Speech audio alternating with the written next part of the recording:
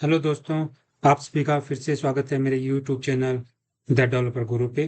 तो हमने अभी पिछली क्लास में हमने पढ़ा था जावा के फीचर्स के बारे में, जावा के नेमिंग कन्वेंशन के बारे में। ठीक है, तो आज हम पढ़ने जा रहे हैं जावा में जो डेटा टाइप्स हैं, ठीक है, जो जावा में जो ऑपरेटर्स हैं उनके बारे में। ठीक है, तो चलिए हम स्टार्ट करते हैं। यहाँ पे मैंने एक प्रोग्राम बना रखा है माई फर्स्ट क्लास से। ठीक है, फॉर एग्जाम्पल कोई भी आपको वेरिएबल लेना है तो आप इस टाइप से डिक्लेयर करते हो इंट इक्वल्स टू 10। ठीक है, यहाँ पे ए क्या है? ए क्या है? एक वेरिएबल है। ठीक है, जिसको आपने क्या असाइन किया है? एक वैल्यू असाइन किया है जिसकी वैल्यू क्या है? 10 है। और ये किस टाइप का है? ये इंट टाइप का है। तो इंट यहाँ पे क्या है? इंट क्या है? यहाँ पे डेटा टाइप है। तो जहाँ में प्रीडिफाइंड बहुत सारे डेटा टाइप्स हैं। ठीक है, जैसे पहले भी अपन ने डिस्कस कर चुके हैं, इसके बारे में थोड़ा आज डिटेल में एक्सप्लेन करेंगे। तो ये इंटीजर टाइप का एक डेटा टाइप है जिसमें मैं इंटीजर टाइप की वैल्यू ले सकता हूँ। ठीक है, अगर मुझे डेसिमल पॉइंट्स की वैल्यू लेनी है तो मैं क्या करूंगा? Float F equals to 10.3445। तो इस टाइप से आप वैल्यू ले सकते हो। ठीक है, यहाँ पे मैं आपको डिक्लेयर यही बताऊंगा कि मैंने यहाँ पे एफ क्यों लगाया। ठीक है, अब तो उससे पहले अपन डिस्कस करते हैं कि यहाँ पे ये इंट फ्लोट ये सब क्या है। ये सब है अपने डेटा टाइप्स। तो जावा में किस टाइप के डेटा टाइप्स होते हैं, उनका क्या रोल है, उनमें अपन क्या डाटा सेव कर सकते हैं, क्या डाटा को उनको रख सकते हैं, उसके बारे में चलिए डिस्कस करते हैं। सबसे पहले अपने पास आते हैं इंटीजर टाइप के डेटा टाइप्स। इंटीजर टाइप के डेटा टाइप्स हैं, उसमें चार डेटा टाइप है अपने पास: byte, short, int and long. ठीक है, अब ये डेटा टाइप्स आपको कब यूज करने हैं? अगर मुझे मान लो कोई छोटा डाटा लेना है तो मैं वहां पे सबसे पहले क्या यूज करूंगा? बाइट यूज करूंगा। बाइट कितनी मेमोरी लेता है? 1 बाइट। 1 बाइट इक्वल टू क्या होता है अपना? 8 बिट होता है। ठीक है, तो यहाँ पे जो बाइट है वो अपना कितनी मेमोरी लेगा? 8 बाइट।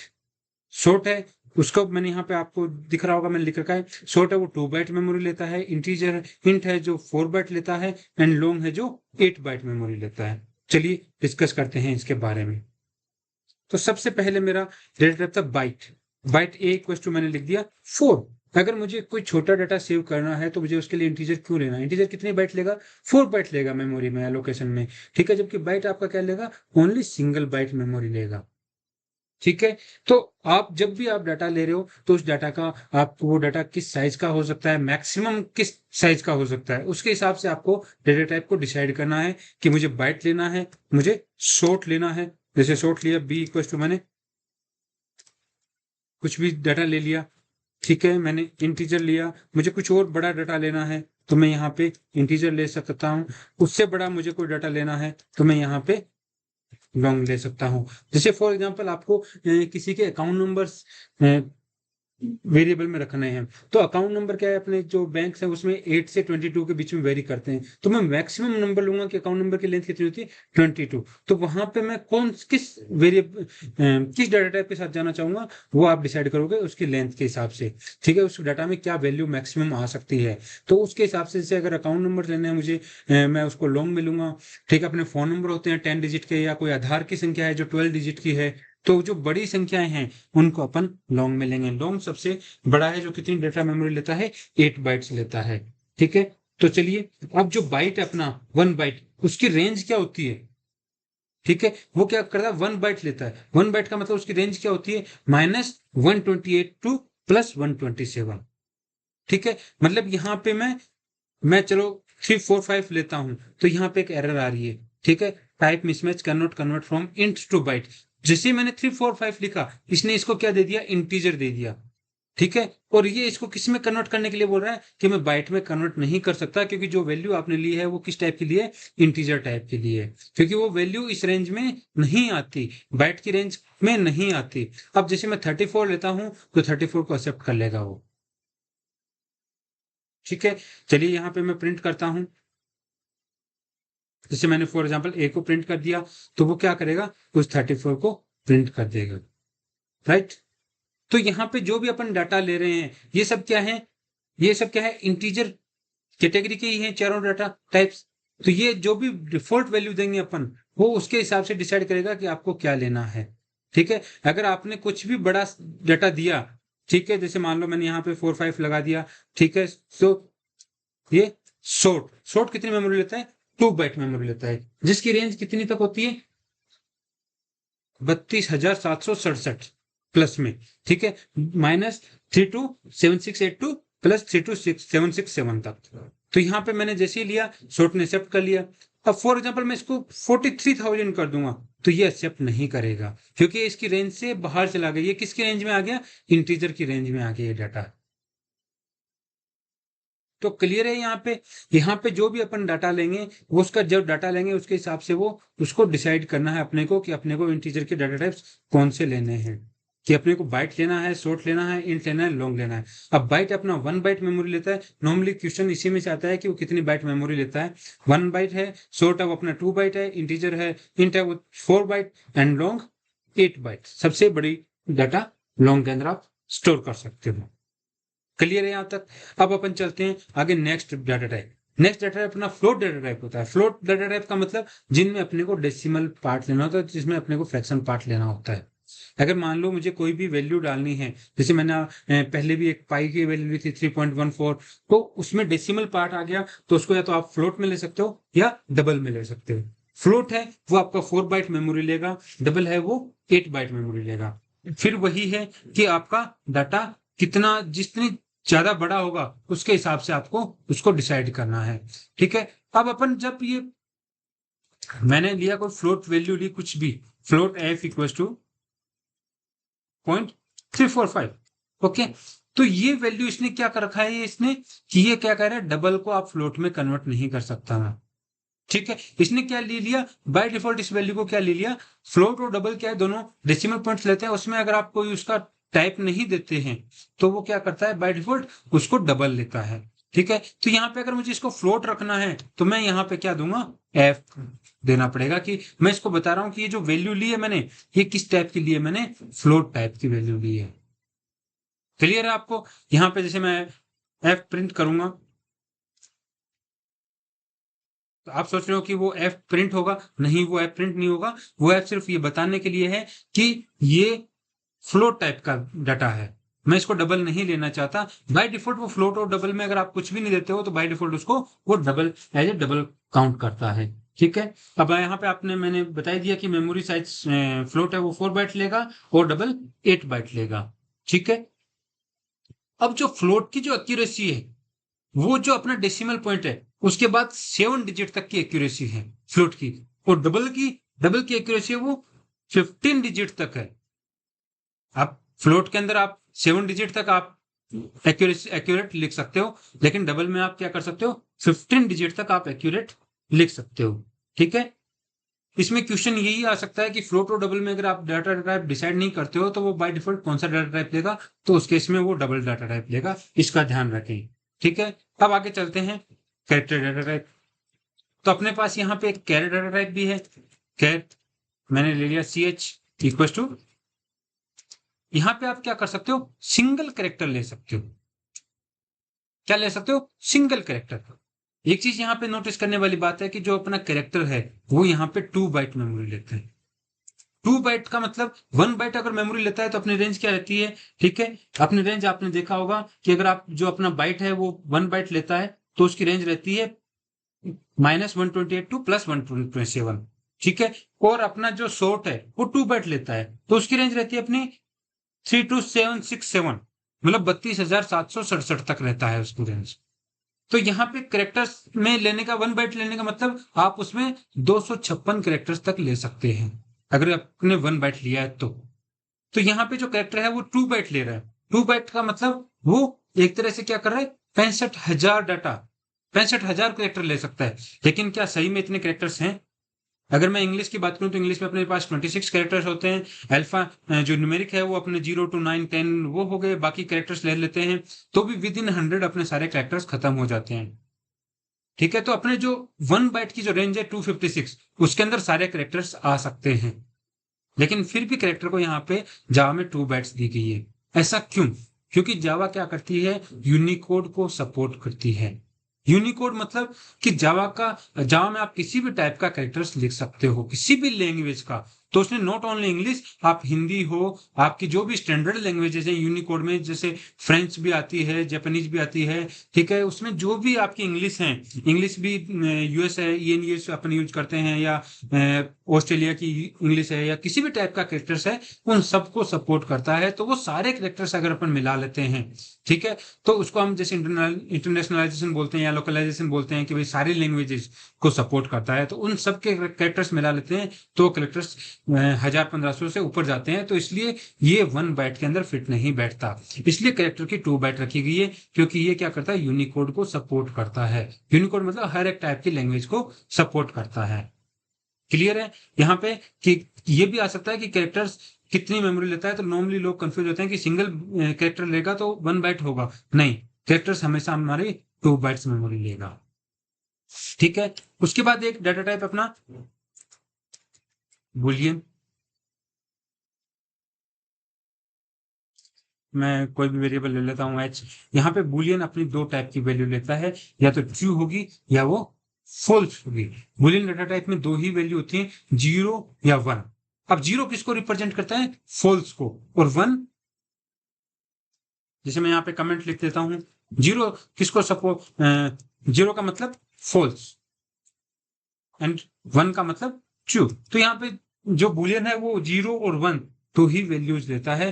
तो वो क्या है, ओनली 1 बिट लेता है। ओनली कितनी बिट लेता है, 1 बिट। एक बाइट के अंदर जैसे 8 बिट होती है, तो एक बाइट का 8वां पार्ट, क्योंकि उसमें सिर्फ 2 ही वैल्यू है, ट्रू या फॉल्स। आप यहाँ पे कोई वैल्यू चेक कर सकते हो कि मेरी ये वैल्यू ट्रू है या फॉल्स है, तो आप उसमें किस टाइप का डाटा टाइप ले सकते हो, बूलियन टाइप का डाटा टाइप ले सकते हो। अब इसके अंदर एक अपना आता है स्ट्रिंग डाटा टाइप।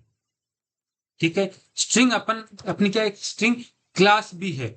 जैसे मुझे कोई, फॉर एग्जाम्पल मुझे लिखना है राजस्थान, ठीक है, तो मैं कैरेक्टर्स के थ्रू नहीं लिख सकता, क्योंकि कैर क्या है, ओनली सिंगल कैरेक्टर को सपोर्ट करता है। मुझे क्या है, ग्रुप ऑफ कैरेक्टर्स चाहिए।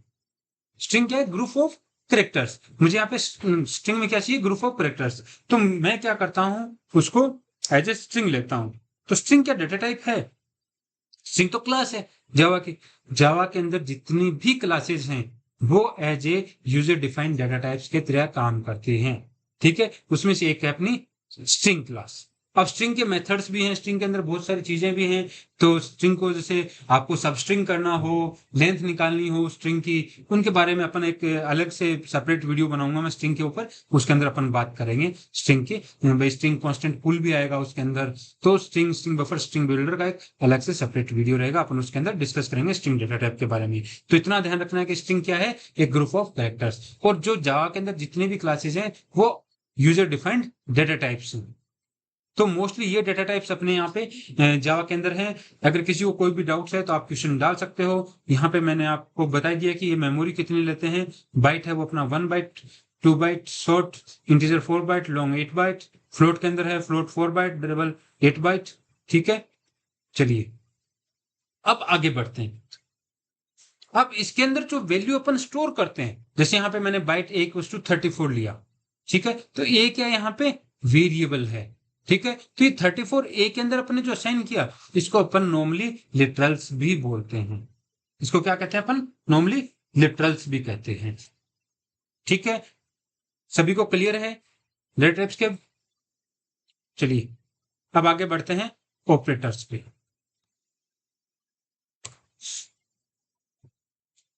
फॉर एग्जाम्पल जैसे मैं कोई भी वेरिएबल लेता हूं, int A equal to 5, int B equal to 10, ठीक है, और मैंने यहाँ पे प्रिंट करा दिया, या मान लिया किसी में int C equal to A plus B. यहाँ पे मैं क्या कर रहा हूँ, ए और बी का सम कर रहा हूँ और उसको सी में असाइन कर रहा हूँ। ठीक है, तो यहाँ पे इस लाइन में अगर आप देखोगे तो आपके यहाँ पे क्या है, दो, एक ए और बी को आप क्या कर रहे हो, ऐड कर रहे हो। तो यहाँ पे आप क्या यूज कर रहे हो, ऑपरेटर्स यूज कर रहे हो। कौन सा ऑपरेटर, आप इसमें एक अर्थमेटिक ऑपरेटर यूज कर रहे हो, जो क्या है, प्लस है, जो क्या है उसको एडिशन करेगा ये। तो यहाँ पे जो ए और बी हैं ये क्या है, ये ऑपरेंड्स हैं, ये ऑपरेंड हैं। इनको जैसे अपन वेरिएबल है इनको ऑपरेंड बोलते हैं, और जो इनको बीच में जो ऐड करने का काम कर रहा है वो क्या है, अपना ऑपरेटर है। क्लियर है सभी को कि ऑपरेटर क्या है, ऑपरेटर अपने पास बहुत सारे टाइप के होते हैं, जैसे अपने पास अरिथमेटिक ऑपरेटर भी है, ठीक है, उसमें काफी सारे यूनरी ऑपरेटर्स भी आएंगे। हाँ, जैसे आप कोई भी सिंगल अगर ऑपरेटर आपका कहीं किसी वेरिएबल पे काम कर रहा है तो वो एक यूनरी ऑपरेटर होता है। अगर आप दो वेरिएबल पे कोई ऑपरेटर अप्लाई कर रहे हो तो वो आपका बाइनरी ऑपरेटर है। अगर आप किसी तीन वेरिएबल के ऊपर कोई ऑपरेटर आप अप्लाई कर रहे हो तो आपका टर्नरी ऑपरेटर है। ठीक है, चलिए इसके बारे में अपन डिस्कस करते हैं कंप्लीट। ठीक है, मेरे पास ये ऑपरेटर्स हैं। सबसे पहले अपन बात करते हैं जो अरिथमेटिक ऑपरेटर्स हैं। अरिथमेटिक ऑपरेटर्स सभी को पता ही है कि way plus minus multiplication division module ये सब निकालने के लिए काम में लिया जाता है। तो मैं ज्यादा डिटेल में नहीं जाऊंगा इसके बारे में। जैसे मैंने यहाँ पे एक अरिथमेटिक ऑपरेटर लिया है, ठीक है, तो मैंने जैसे इनका सम किया, इसने 15 दिखा दिया, 5 और 10 को इसने ऐड करके दिखा दिया। यहाँ पे आप इनको माइनस कर सकते हो, मल्टीप्लाई कर सकते हो, डिवीजन कर सकते हो, इनका मॉड्यूल निकाल सकते हो। ये सब एक क्या है अपने पास अरिथमेटिक ऑपरेटर्स हैं। ठीक है, उसके बाद आते हैं अपने यूनरी ऑपरेटर्स। यूनरी ऑपरेटर मतलब जो सिंगल वेरिएबल पे जो ऑपरेटर अप्लाई होते हैं। सिंगल वेरिएबल पे कैसे हुआ, ठीक है, कि जैसे मेरे पास एक वेरिएबल है ए, ठीक है, इसके ऊपर ए प्लस प्लस आपने देखा होगा, ठीक है, इंक्रीमेंट ऑपरेटर जिसको बोलते हैं, या ए माइनस माइनस डिक्रीमेंट ऑपरेटर जिनको बोलते हैं। ये क्या कर रहे हैं, किसी एक वेरिएबल के ऊपर अप्लाई हो रहे हैं, इसलिए ये क्या है, यूनरी ऑपरेटर्स हैं। ठीक है, एक तो होता है अपना यूनरी ऑपरेटर, जैसे मैं स्टार्टिंग में फर्स्ट बात करूं तो यूनरी माइनस ऑपरेटर। आप कोई भी वेरिएबल का आप माइनस करना चाहते हो, ठीक है, तो आप जैसे इसको सी वेरिएबल अपना डिक्लेयर नहीं कर रखा, ए वेरिएबल डिक्लेयर कर रखा है, ठीक है, तो आप यहाँ पे क्या हो गया, -5। आपने मैथ में पढ़ा होगा कि माइनस और माइनस को अगर आप मल्टीप्लाई करते हो तो क्या होता है, प्लस होता है। तो जैसे फॉर एग्जाम्पल में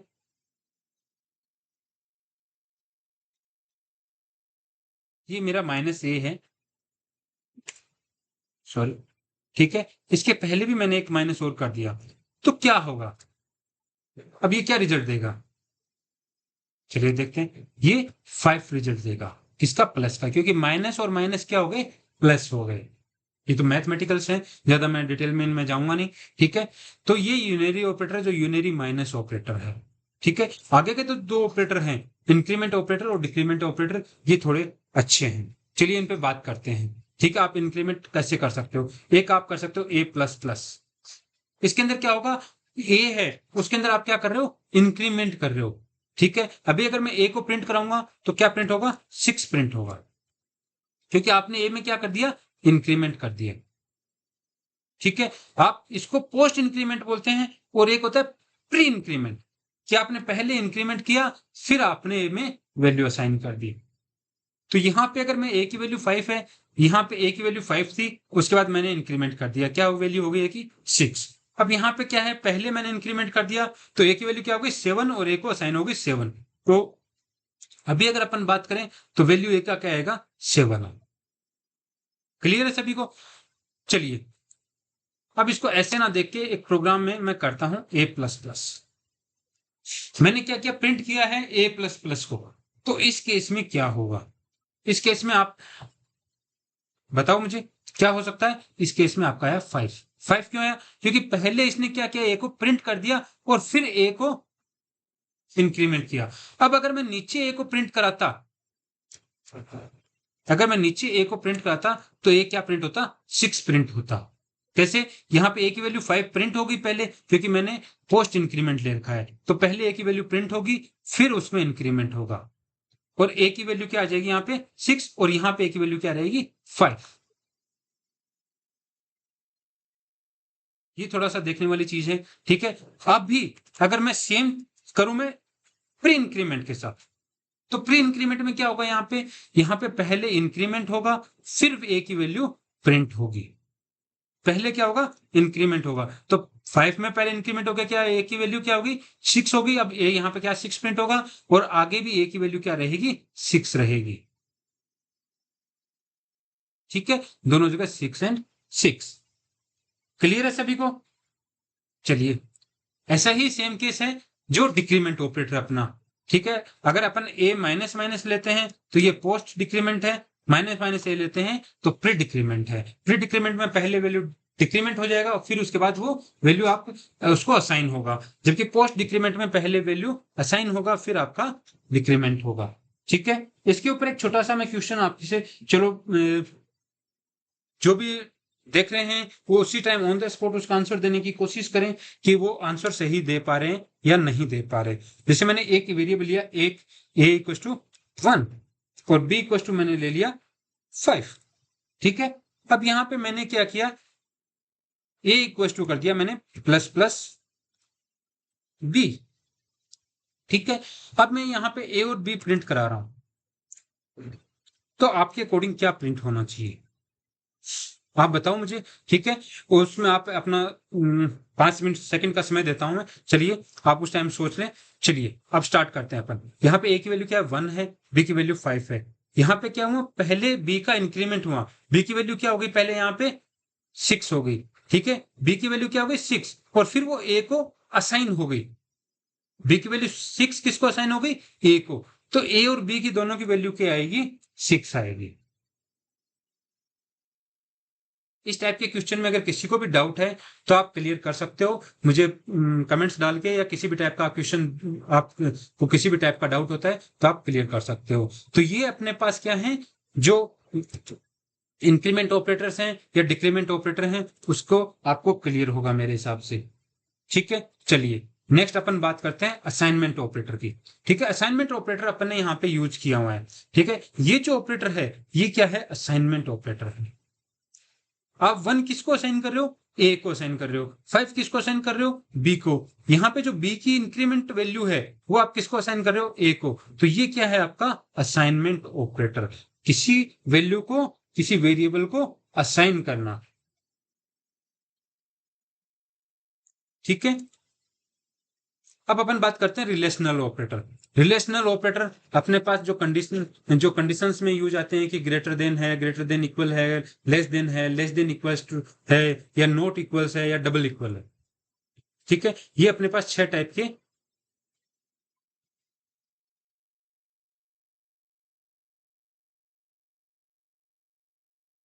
वो,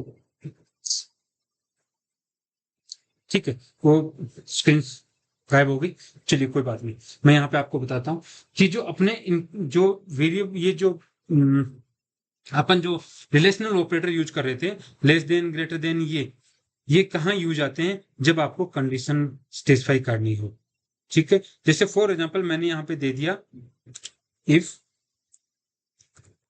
ये इफ एल्स के बारे में अपन अगले नेक्स्ट क्लास में पढ़ेंगे। ठीक है, मैंने दे दिया कि बी अगर 6 से छोटा है, ठीक है, तो क्या हो,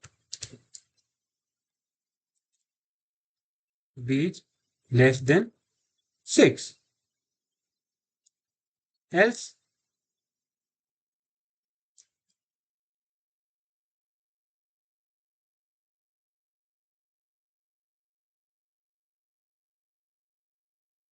यहाँ पे मैंने क्या है लेस देन की कंडीशन लगाई है।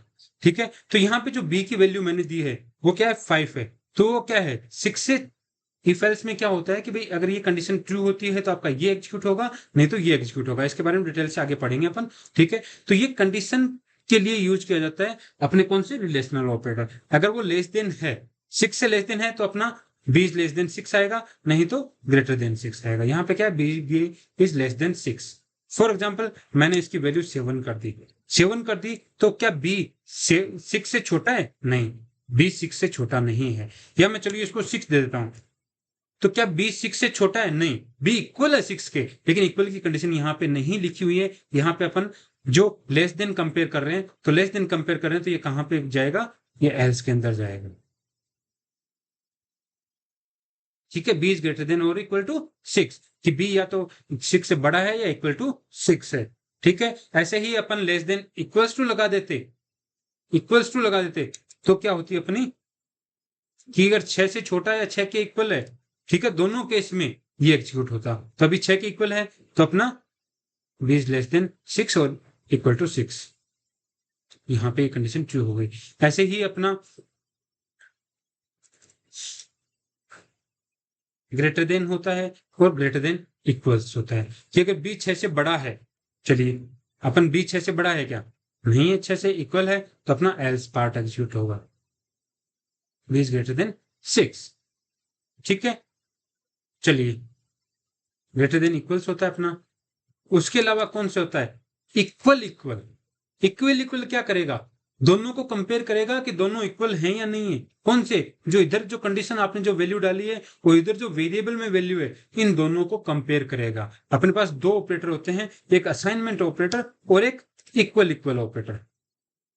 ठीक है, ये क्या करता है? किसी वैल्यू को असाइन करता है, और ये क्या करता है? कंपेयर करता है दोनों वैल्यूज को। इनमें कंफ्यूज नहीं हो, ये असाइनमेंट ऑपरेटर है, ठीक है, ये अपना इक्वल ऑपरेटर है। ठीक है, तो अपन ने यहाँ पे अगर जैसे मैं कंडीशन चेक करूं कि b इक्वल्स टू 6 है, ठीक है, तो अपना b लेस देन 6, ये अपना इफ कंडीशन ट्रू हो गई। ठीक है, एक होता है नॉट इक्वल। अपन इक्वल इक्वल चेक कर लिया, अब मुझे चेक करना है कि b 6 के इक्वल नहीं है, लेकिन b क्या है? 6 के इक्वल है। ठीक है, तो ये कंडीशन क्या हो जाएगी? मेरी फॉल्स हो जाएगी। फॉल्स हो जाएगी तो मेरा एल्स एग्जीक्यूट हो जाएगा।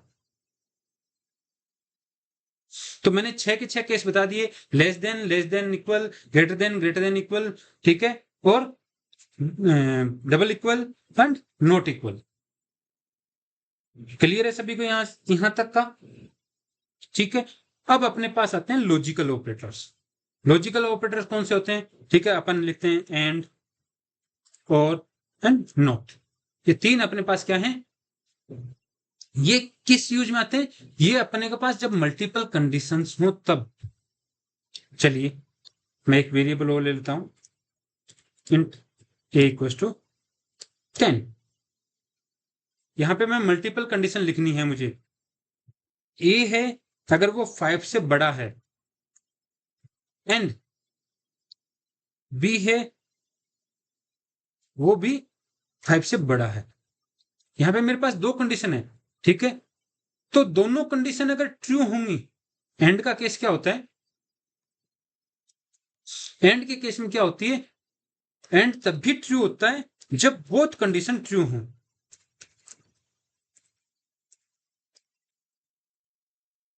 अगर दोनों तरफ की कंडीशन आपकी ट्रू हैं तो ही ट्रू होगा। अगर इन कंडीशन में से एक भी आपकी फेल है तो वो एंड हमेशा फेल रहेगा।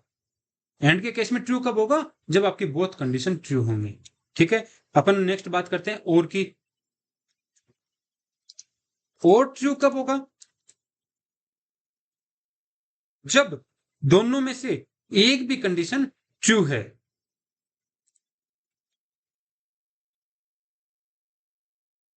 ठीक है, अगर दोनों में से एक भी कंडीशन अगर ट्रू है और अपन ने अगर और यूज कर रखा है तो उस केस में वो ट्रू होगा। ठीक है, थर्ड वन है नोट। नोट ट्रू कब होगा? जब कंडीशन फॉल्स हो। जब कंडीशन फॉल्स हो, फॉल्स के केस में क्या होगा? ट्रू होगा, और ट्रू के केस में फॉल्स होगा। चलिए मैं तीनों को कमेंट में डाल देता हूं और अपन तीनों को करके देखते हैं। ठीक है, तो यहां पे मैंने कंडीशन लगाई है कि a अगर 5 से बड़ा है और b भी 5 से बड़ा है तो उस केस में मैं लिख देता हूं बोथ कंडीशन ट्रू। चलो मैं ट्रू फॉल्स लिख देता हूं।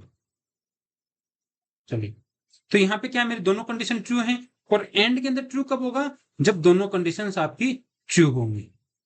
राइट, अब अगर मैं ये कर देता कि b 15 से बड़ा है तो ये कंडीशन क्या है मेरी? ट्रू है, लेकिन ये कंडीशन क्या होगी? फॉल्स हो गई। अगर एक भी कंडीशन फॉल्स है एंड के केस में तो मेरी वो कंडीशन क्या हो जाएंगी? फॉल्स हो जाएंगी। एंड के केस में ट्रू तब भी होगा जब दोनों कंडीशन ट्रू होंगी। चलिए अब और की बात करते हैं सेम कंडीशन में। सेम कंडीशन में क्या है? मेरी एक कंडीशन ट्रू है और एक कंडीशन मेरी फॉल्स है। ठीक है, तो इस केस में मैंने और के केस में क्या बताया था कि अगर एक भी कंडीशन आपकी ट्रू है तो हमेशा ट्रू रहेगा। अब यहां पे एक कंडीशन फॉल्स थी, एक ट्रू थी। दोनों के केस में अगर दोनों कंडीशन ट्रू है तो हमेशा ट्रू रहेगा ही रहेगा।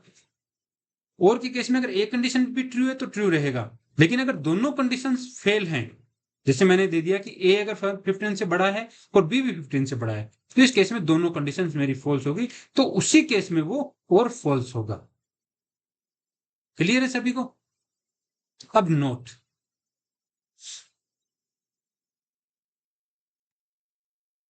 ई के यहाँ, चलिए यहाँ पे देखते हैं ए 15 से बड़ा है क्या, नहीं है, फॉल्स है ना, फॉल्स है। मैंने अगर इसके पहले नोट लगा दिया तो ये क्या हो जाएगा, ट्रू हो जाएगा।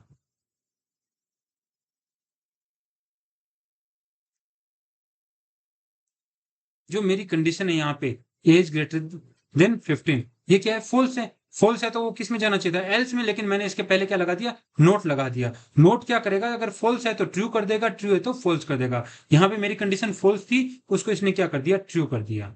ठीक है, और यही कंडीशन अगर मेरी ट्रू होती कि ये 5 से बड़ा है क्या, ये जी बिल्कुल 5 से बड़ा है, और इसको क्या ट्रू है, अब इसको क्या कर देगा, ये फॉल्स कर देगा। ठीक है, तो सभी को क्लियर है यहाँ पे ऑपरेटर्स वगैरह। किसी को किसी भी टाइप्स का डाउट हो तो आप मुझसे पूछ सकते हो। इसके अलावा अपने पास कुछ ऑपरेटर्स और भी हैं। ठीक है, जैसे अपने पास मेंबर ऑपरेटर है। मेंबर ऑपरेटर कौन सा है, चलिए बात करता हूं मैं कुछ ऑपरेटर्स की ओर।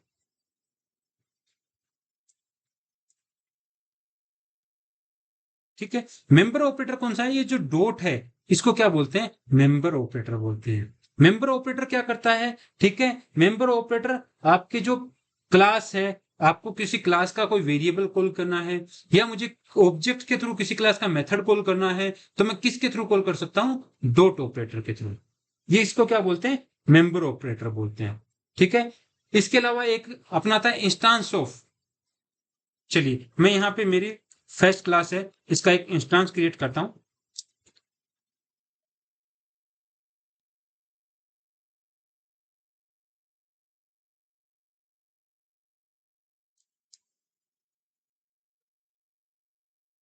तो मैं चेक कर रहा हूं इंस्टांस ऑफ। मैं यहाँ पे ये चेक करना चाह रहा हूं कि जो एम है ये instance of my first class का इंस्टांस है क्या। चलिए क्या देता है देखते हैं, ये क्या दे रहा है, ट्रू, कि हाँ जो एम है वो माय फर्स्ट क्लास का इंस्टांस है। चलिए मैं बोलता हूं कि ये क्या, ये सिस्टम क्लास का इंस्टांस है। ये यहाँ पे ही दिखा देगा कि ये माई क्लास का इंस्टांस है, ना कि ये सिस्टम क्लास का इंस्टांस। ठीक है, क्लियर है सभी को इंस्टांस ऑफ। ठीक है, उसके अलावा एक अपने पास आता है टर्नरी ऑपरेटर। टर्नरी ऑपरेटर आप लोगों ने देखा है, तो चलिए मैं आपको बता देता हूं कि जब अपने को मल्टीपल कंडीशंस देनी हो। ठीक है, मैंने दे दिया कि ए है वो अगर बी से बड़ा है। टर्नरी ऑपरेटर क्या होता है, अपना क्वेश्चन मार्क खोलर। इसमें क्या होता है, अपने पास अपन एक टर्नरी मतलब 3 कंडीशन अपन उसमें देख सकते हैं कि अगर अपनी कंडीशन ट्रू है तो ये होगा, नहीं तो फॉल्स है तो ये होगा। तो मैंने दे दिया कि अगर ए बी से बड़ा है, ठीक है, तो प्रिंट हो जाए यस, एल्स नो। जो काम अपन इफ एल्स के थ्रू कर रहे थे वो अपन अब डायरेक्टली कर सकते हैं। जैसे मैं ये रिजल्ट है ये स्ट्रिंग में डाल देता हूं। ठीक है, अगर ए बी से बड़ा है तो यस आएगा, नहीं तो क्या आ जाएगा, नो।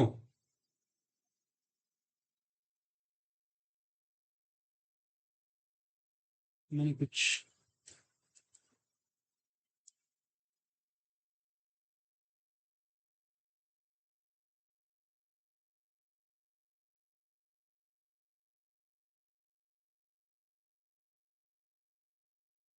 2 सेकंड, एरर क्यों दे रहा है, मैं 2 सेकंड चेक कर लेता हूँ।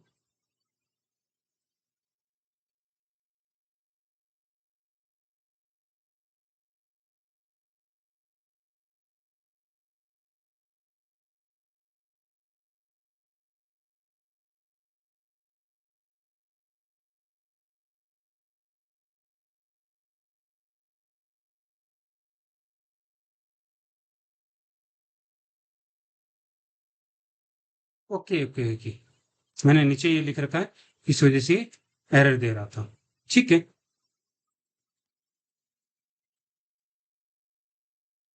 यहाँ पे मैं रिजल्ट प्रिंट करा देता हूँ।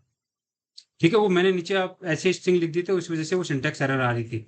एक बार आप, तो अभी मैं रिजल्ट दूंगा तो उसमें वो पहले चेक करेगा। मैंने जो काम पहले इफ एल्स से किया था वो आप टर्नरी ऑपरेटर से भी कर सकते हो। यहाँ पे वो अगर ए बी से बड़ा होगा तो वो क्या कर देगा, यस दे देगा, नहीं तो क्या कर देगा, नो दे देगा। चलिए एग्जीक्यूट करके देखते हैं कि रिजल्ट क्या आता है। इसमें रिजल्ट आया यस, क्योंकि ए क्या है, बी से बड़ा है। अगर यही कंडीशन मेरी फॉल्स होती तो ये क्या देता, नो दे देता। तो ये है अपना टर्नरी ऑपरेटर जिसमें question mark and colon use करते हैं। अगर वो कंडीशन ट्रू है तो क्वेश्चन मार्क के बाद जो भी अपन स्टेटमेंट लिखते हैं वो एग्जीक्यूट होता है, और अगर वो फॉल्स है तो कोलन के बाद वाला। तो ये सिंगल लाइन आप इसको यूज कर सकते हो। एक ही लाइन में आप टर्नरी ऑपरेटर को राइट करके आप इफ एल्स कंडीशन आपको लगाने की जरूरत नहीं है। तो ये थे अपने डाटा टाइप्स और ऑपरेटर।